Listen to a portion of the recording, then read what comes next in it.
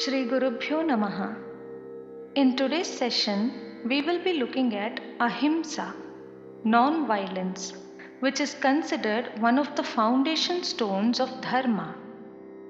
Shastras place a great deal of importance to life as a whole, not just human-centric understanding of life, but an understanding of life that comes from an all-encompassing perspective of creation itself. There are three essential things we should know before we can understand about Ahimsa. Firstly, about life. Secondly, about death. And thirdly, about Karuna, compassion. Life is precious and sacred, whether it is that of an ant or an elephant, a plant or a human. All the life force in the universe is one life of the universal being. This is the magnanimity of prana or life. To every living creature, its own life is very precious. There is nothing more valuable than life. There is nothing more worth safeguarding and preserving than the life force. Every creature in the universe tries to do that constantly. Self preservation is essential nature to life itself. Along with life, like a shadow, comes death. Death means the loss of life force, the end of existing in a body frame. Death means entering a new life. Thus, physical death is a transition point. Death is that certainty which makes life uncertain. In the grand picture, death is ruthless. It is bhayankara, something that can induce bone chilling fear. When there are natural calamities, there is a huge transition that is made through death. It is only because death rules life there is a scope of ascension in life.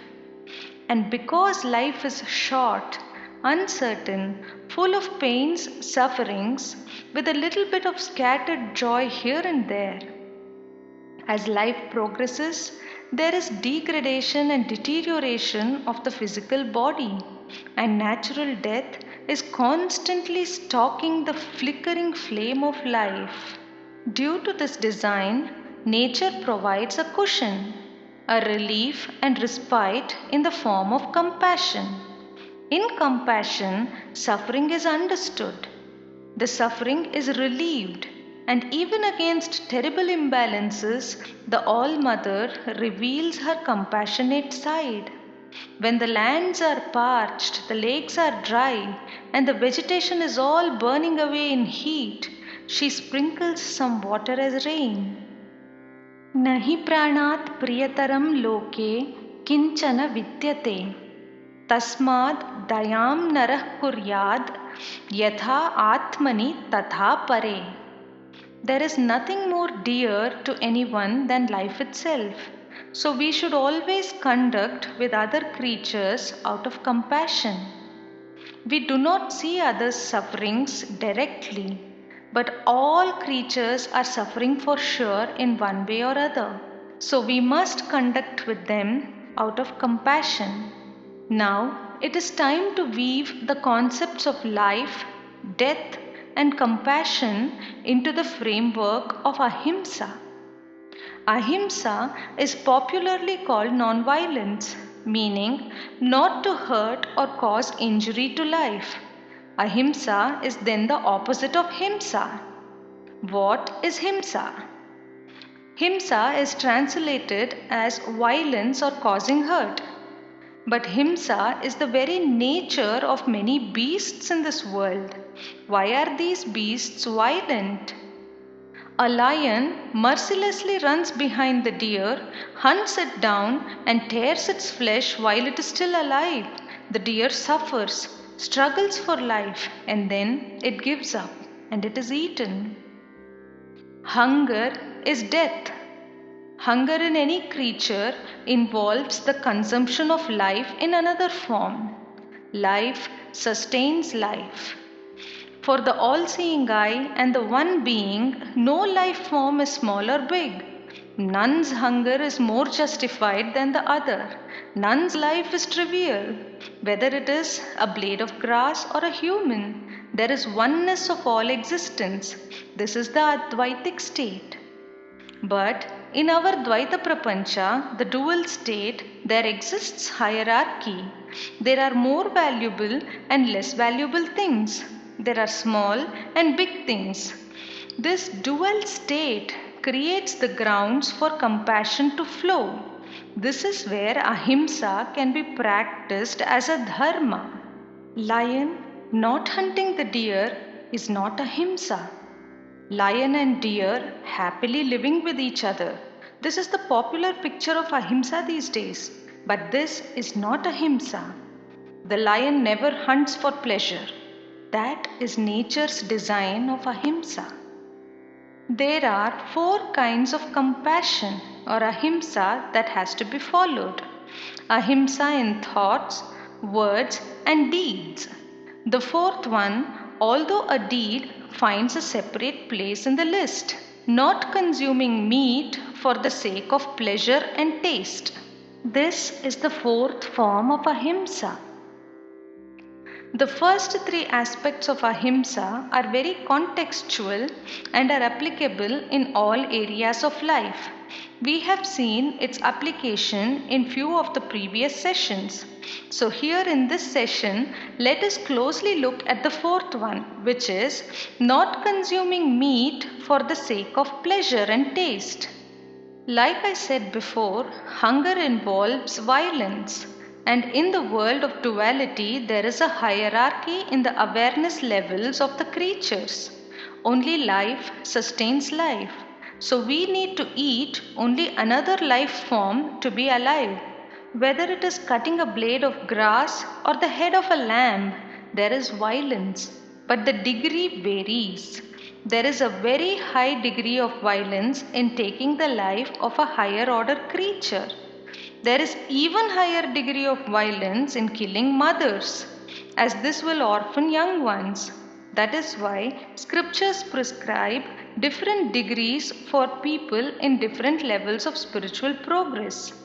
If you can eat pure vegetarian food, that is the best way to address hunger. If you can't do this, at least don't eat higher order creatures. If you can't give up meat at all, at least restrict it to consuming fish and few other such smaller species.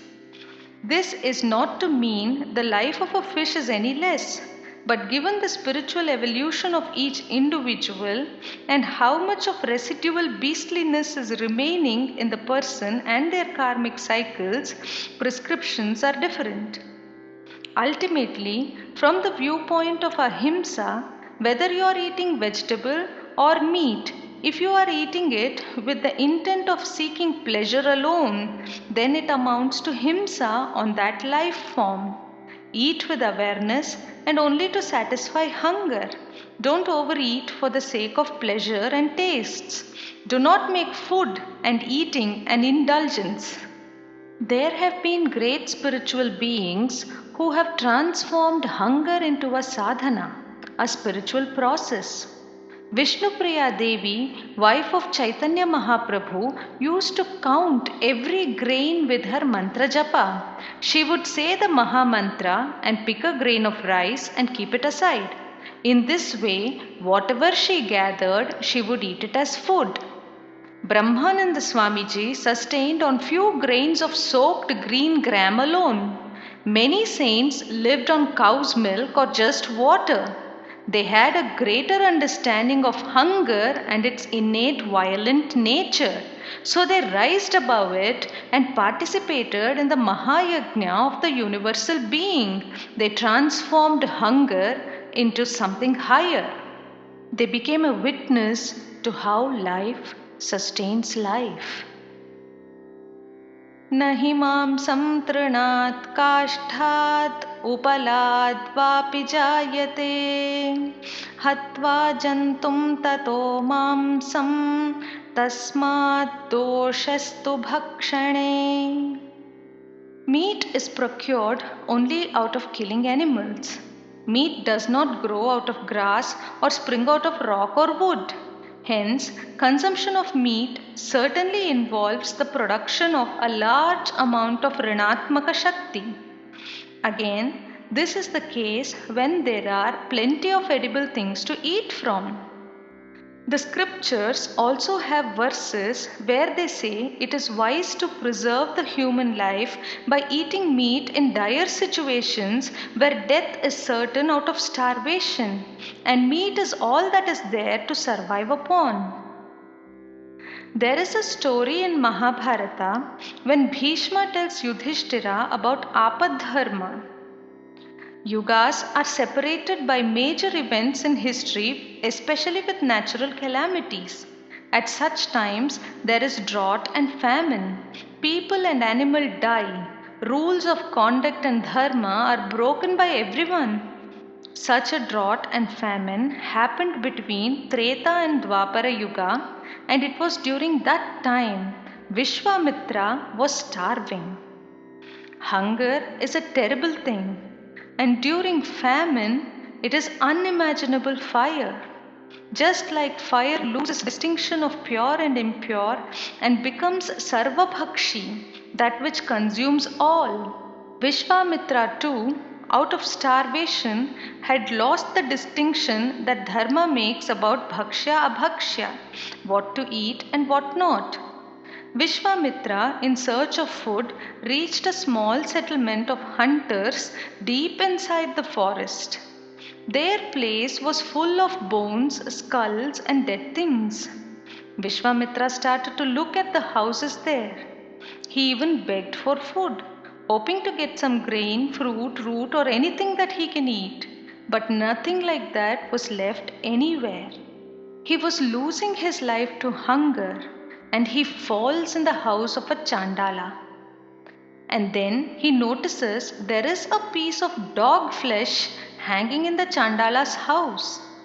He was so hungry that he decides to steal the dog meat from the hunter's hut. Just when he was ready to grab the meat, the Chandala woke up. On learning that the thief was none other than Vishwamitra, the Chandala asked him why he stooped to such a sinful, prohibited act, stealing, and that to dog's meat, and that too from a Chandala's house. The Chandala wanted to prevent the Rishi from doing what he was planning to do, and thus save him from the disgrace and sin. So we get to read a very interesting conversation between Rishi Vishwamitra and the Chandala. During that discussion, Vishwamitra says, life is precious. It is the greatest dharma to save our lives first, and then when we are alive, we can do any dharma charana. The Chandala says, this small piece of meat will neither extend your lifespan, nor will it give you any prana shakti. It will not give you any trupti either, for it is a forbidden food for you. Vishwamitra says, out of hunger, the great Agastya gobbled up an entire asura called Vatapi. I am only seeking a small piece of flesh, and that too after I have begged food. I have looked around. I have taken every possible step to get food for myself. Chandala replies, Agastya ate Vatapi to save many people. Had he not consumed the Asura would have consumed so many innocent just for his pleasure.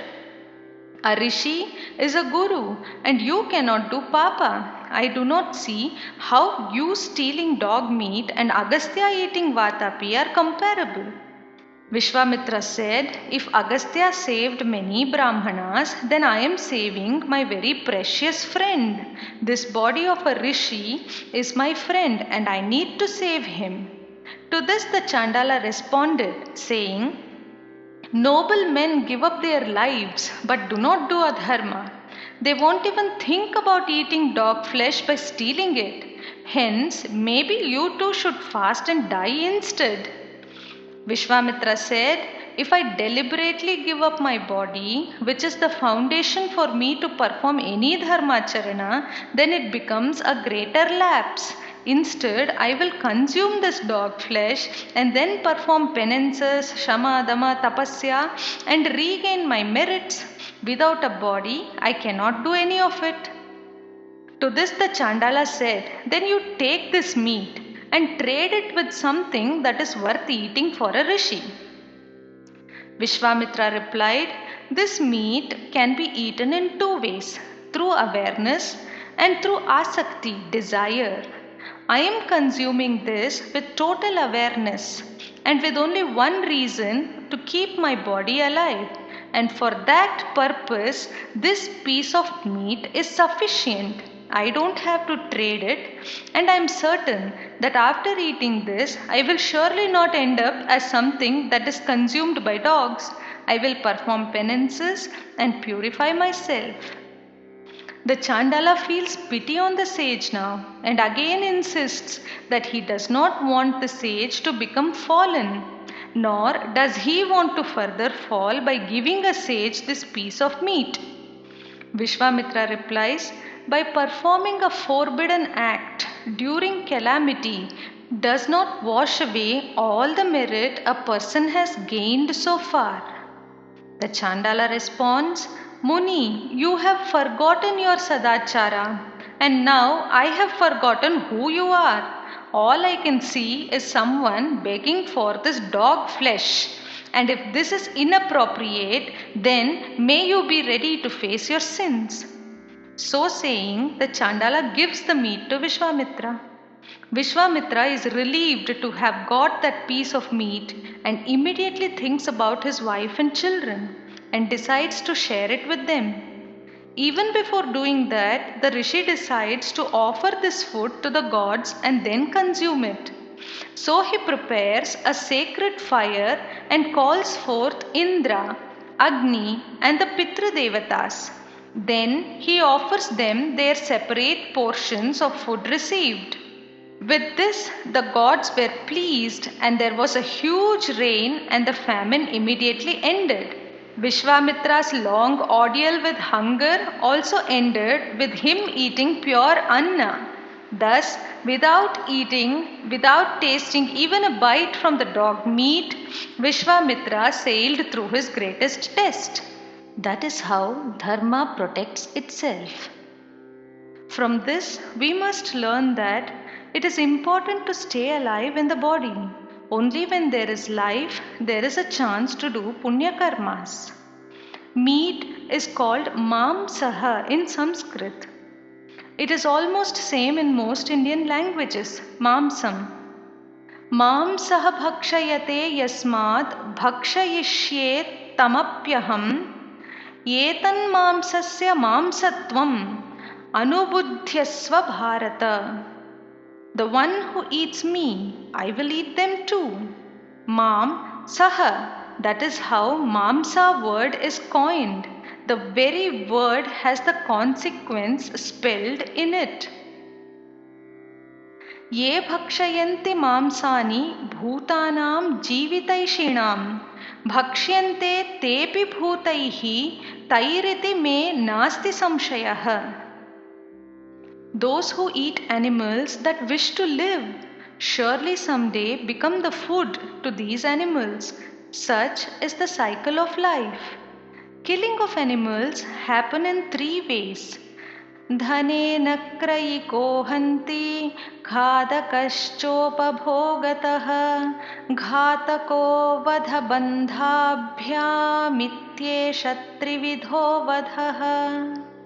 Those who purchase the meat kill the animal with their money.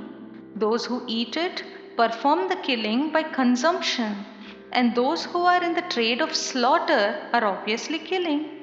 Akhadannanumodanscha bhavadoshena manavah yonumodati hanyantam sopi doshena lipyate.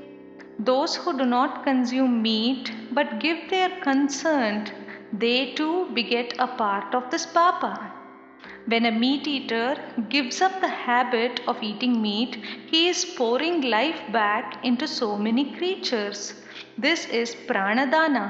Dana means giving. Dana is supreme when we give away what is very dear to us. There is nothing more dear than life.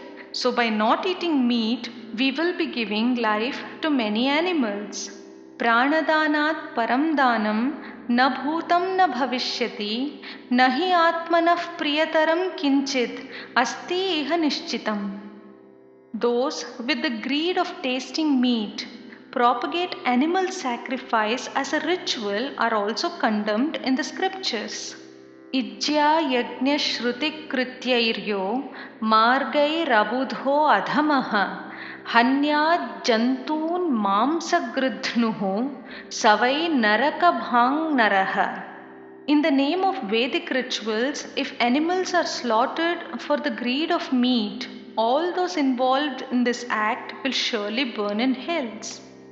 Then comes the question, in some parts of Vedas, Pashu Yajnas, etc. are described, rituals where animal sacrifices are mentioned.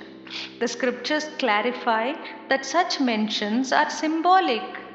Shruyate hi pura kalpe nrunam vrihimayah pashuhu yena yajanta yajvanah punyaloka parayanaha. In the Mahabharata, Bhishma tells Yudhishthira that in the olden times, Yagnikas used animals made of rice flour, Pishtapashu, in their sacrifices to represent the symbolism.